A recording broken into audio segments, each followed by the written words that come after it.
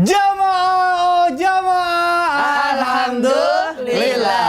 Alhamdulillah jamaah masih di Islam itu Indah. Dan hari ini kita sedang membahas tema tahajud yang benar agar hajat terwujud. Masya Allah banyak banget ya ilmu yang kita dapat hari ini. Baik dari adab-adab sholat tahajud, Ya, terus waktunya, surat-surat yang baik yang dibacakan. Syarat-syarat apa aja. Nah, Masya Allah. Karena tadi semuanya hampir semua udah kita kupas tuntas. Sekarang saatnya berarti kita kasih kesempatan lagi buat jamaah yang mau bertanya. Insya Allah kita bacakan tentunya dalam segmen Tanya Dong Ustadz. Kami semua tanya dong Ustadz. Baik, langsung aja kita membacakan pertanyaan pertama. Ada pertanyaan dari Instagram @hamba_Allah. Baik, tidak mau disebutkan namanya. Assalamualaikum Ustadz. Waalaikumsalam warahmatullahi wabarakatuh.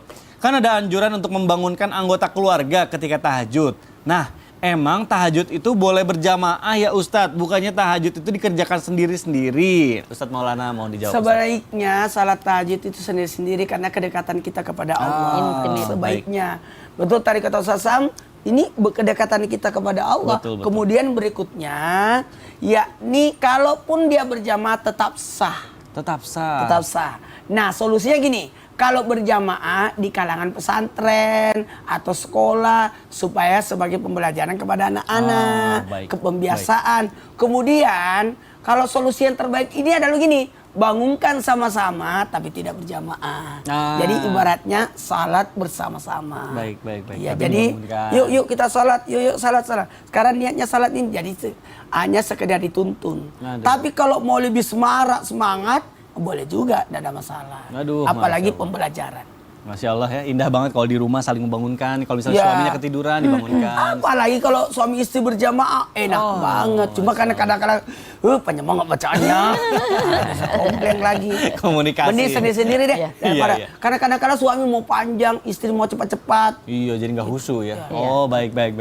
Terima kasih Ustadz Maulana, mudah-mudahan terjawab. Sekarang kita ke pertanyaan kedua dari Instagram @hamba_Allah. Baik. Assalamualaikum Ustazah. Waalaikumsalam. Spesifik nih Ustazah berarti pertanyaannya nih. Setelah tahajud, saya tertidur di sejadah dan kemudian mimpi. Dan katanya saya akan dapat rezeki yang banyak. Tapi katanya kasih dulu barang yang paling mahal yang dimiliki saya ke seseorang. Nah, itu mimpi habis tahajud pasti mimpi yang benar ya Ustazah. Wah, itu gimana Ustazah mau dijawab tuh? Mungkin perlu ketahui dulu bahwa mimpi itu ada 3 macam. Ada mimpi yang baik itu petunjuk dari Allah Subhanahu wa taala.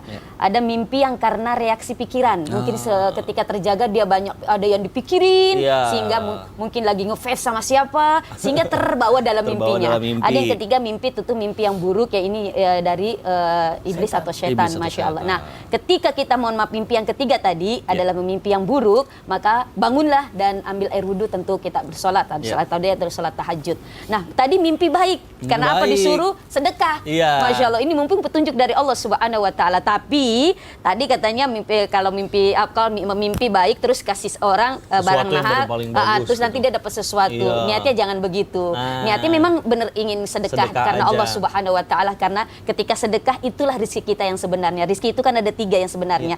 Ma'akalta, apa yang kita sudah makan lalu jadi kotoran, itulah rezeki kita sebenarnya. Yang kedua, malabista, apa yang kita pakai lalu jadi usang. Dan yang ketiga, masodakta, apa yang kita sedekahkan lalu itu menjadi simpanan di sisi Allah, itulah rezeki kita yang sebenarnya. Jadi semata-mata karena Allah Subhanahu wa taala, jangan karena mengharapkan sesuatu daripada pamrih dan sebagainya. Insya Allah ketika kita banyak memberi, kita banyak akan dapati, insya Allah. Insya Allah. Masya Allah. Baik Ustazah, terima kasih.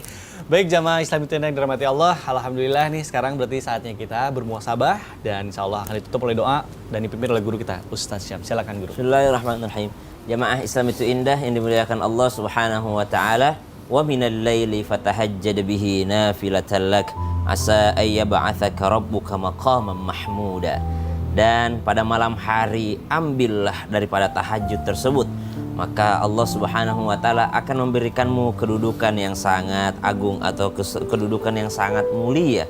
Maka subhanallah, kita mengejar kemuliaan di sisi manusia, ternyata kita bisa mendapatkannya melalui keridhaan Allah Subhanahu wa taala. Ketika Allah sudah mencintaimu, maka cinta tersebut akan Allah sebarkan kepada seluruh manusia. Kata Allah, wahai sekalian manusia, aku mencintai hambaku yang satu ini, maka cintai pula lah dia. Maka subhanallah, kejarlah cinta Allah Subhanahu wa taala. Yang kedua, belajarlah kita untuk punya rahasia dalam ibadah kita yang hanya kita dan Allah yang tahu. Dan yang ketiga, belajarlah untuk tidak banyak meminta kepada Allah Subhanahu wa taala. Artinya begini, kadangkala ada orang yang sholat tahajud karena ada hajatnya saja. Coba sesekali kita sholat, kita berdoa itu isinya cuma pujian aja. Isinya cuma memuji Allah atas apa yang telah kita miliki, bukan senantiasa meminta apa yang belum kita miliki.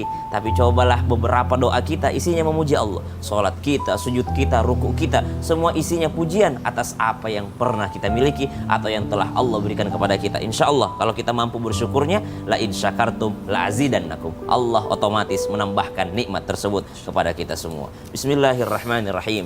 Alhamdulillahirabbil alamin. Allahumma shalli ala سيدنا محمد النبي الأمي وعلى آله وصحبه وسلم.